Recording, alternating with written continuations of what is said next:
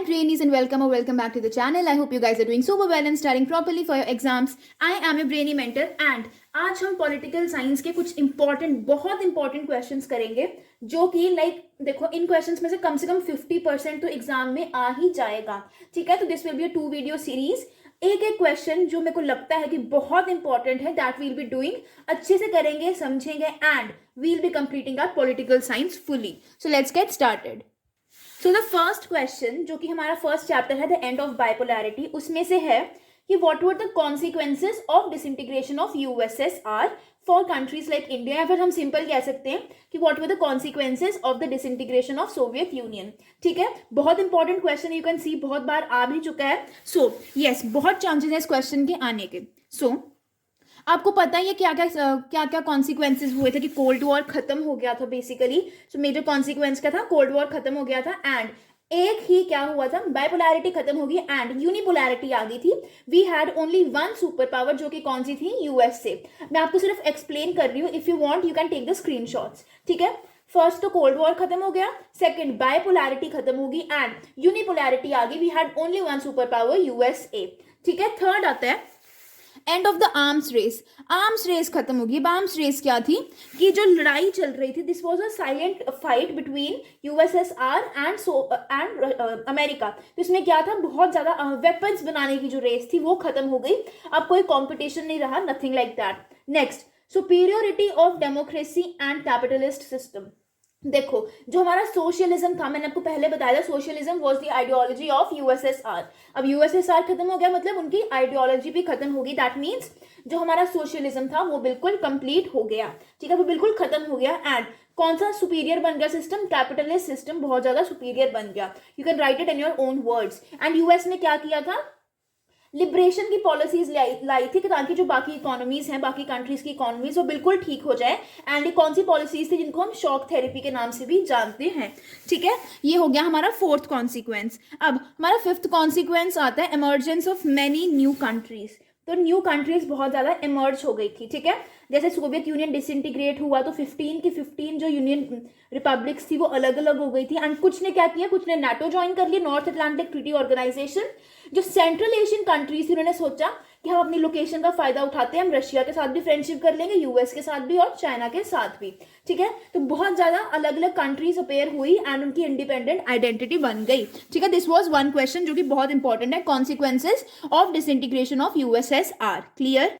Next भी हमें इसी चैप्टर से क्वेश्चन है कि what was the shock therapy and उसके कॉन्सिक्वेंसेस लिखने हैं. ठीक है, तो ये 4 मार्क्स में आएगा क्वेश्चन, ज्यादा डिटेल में नहीं. फर्स्ट आप लिखोगे शॉक थेरेपी क्या होता है, तो क्या लिखेंगे कि सोवियत यूनियन जब डिसइंटीग्रेट हो गया था ना, तो बाकी जो कंट्रीज थी उनकी इकोनॉमीज बहुत ज्यादा खराब हो गई थी. ठीक है, तो एक ट्रांजिशन आई फ्रॉम सोशलिज्म टू कैपिटलिज्म. ठीक है, और जो ट्रांजिशन थी रशिया में, Central Asia and East Europe की कंट्रीज में आई. एंड इस ट्रांजिशन को किसने इन्फ्लुएंस किया, वर्ल्ड बैंक ने इन्फ्लुएंस किया और इंटरनेशनल मॉनेटरी फंड ने इन्फ्लुएंस किया. एंड इसी ट्रांजिशन को हम क्या बोलते हैं, shock therapy. So shock therapy is a transition from socialism to capitalism which was initiated in Russia, Central Asia and East Europe and influenced by World Bank, International Monetary Fund. तो आप अपने words में बहुत easily लिख सकते हैं, इतने talented तो हम हैं ही कि इंग्लिश इजीली लिख सकते हैं, है ना. अब ये तो हो गया एक. अब आता है इसका कॉन्सिक्वेंसेज क्या हुए थे. तो कॉन्सिक्वेंसेज हम क्या लिख सकते हैं, इजी है, बहुत इजी कॉन्सिक्वेंसेज हम यहाँ पर ही देखते हैं.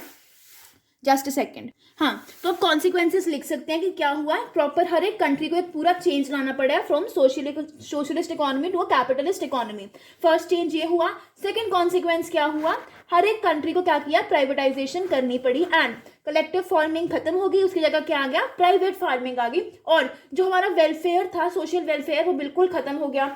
अनएम्प्लॉयमेंट बढ़ गई and many other reasons you can write down. ठीक है, ये हो गया हमारा consequences about of the shock therapy. अब नेक्स्ट क्वेश्चन. अब हमारे पास क्वेश्चन आता है कि 6 reasons for the disintegration of USSR, की क्या रीजंस थे जिसकी वजह से यूएसएसआर डिसइंटीग्रेट हो गया.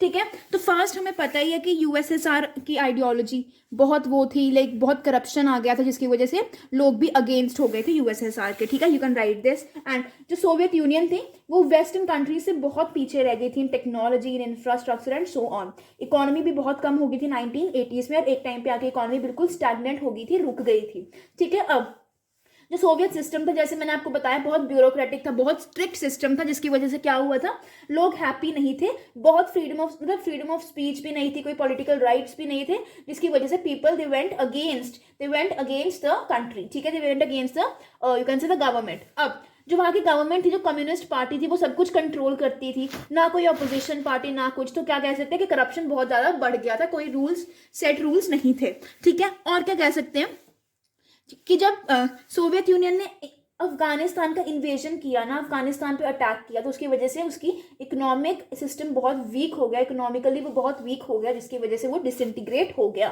ठीक है। तो you can write these points very easily, ठीक है, क्लियर। मैंने आपको पहले भी एक्सप्लेन किया, if you haven't watched the video go and check the video out, ठीक है। ओके, अब जो नेक्स्ट चैप्टर है हमारा न्यू सेंटर्स ऑफ पावर, इसमें आपको क्या करना है, इसमें आपको you have to learn the short notes, जो short notes on SAARC, ASEAN, European Union, BRICS, ये बहुत इंपॉर्टेंट है, शॉर्ट नोट्स आपको अच्छे से करने हैं, so we'll be seeing and doing it properly. So let's start.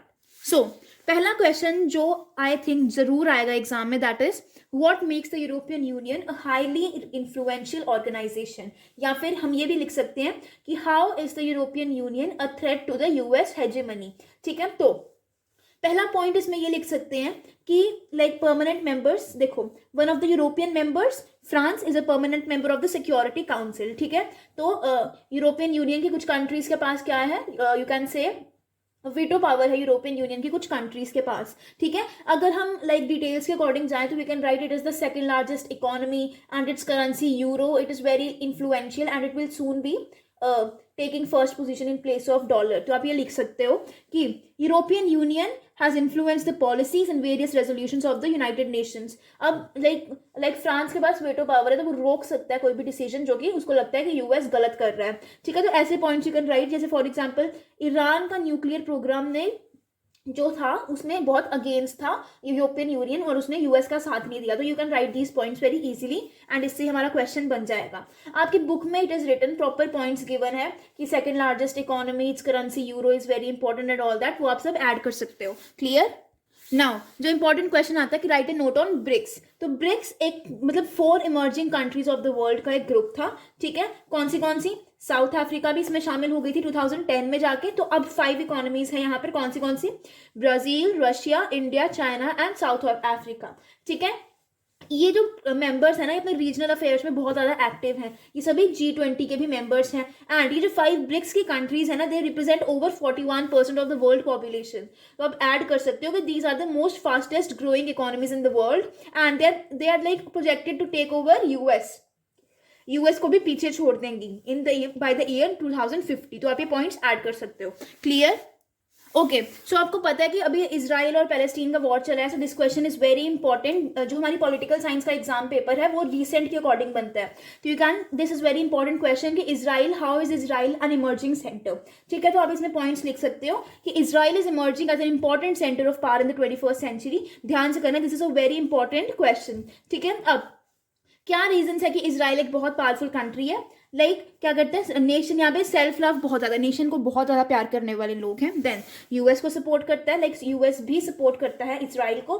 Free market है, प्रॉपर लाइक कैपिटलिस्ट इकोनॉमी चल रही है, 8th most powerful country in the world है, एंड साइंस एंड टेक्नोलॉजी बहुत ज़्यादा डेवलप्ड सेक्टर है इन इजराइल, ठीक है। और क्या लिख सकते हैं, Israel has no oil or natural gas resources, ठीक है, but Israel is forced to pivot the country's progress using its intelligence and intellect. So technology से के थ्रू इसराइल बहुत ज़्यादा ग्रो कर रहा है एंड सिचुएटेड कहाँ पर, in the middle of West Asian countries, ठीक है, जिसकी वजह से ये बहुत ज़्यादा पावरफुल भी है। एंड यहाँ की you can right the points की टेक्नोलॉजी बहुत अच्छी है, पीपल लाइक सेल्फ लव बहुत ज़्यादा है, they are very powerful, very strong defence and all that, उससे आपके ये पॉइंट्स कंप्लीट हो जाएंगे, ठीक है। So that was it for today's video. I hope you like this video. If you did, don't forget to like, share and subscribe to the channel. इसका second part भी I will be uploading soon. I hope you like the video, don't forget to like, share and subscribe. Thank you.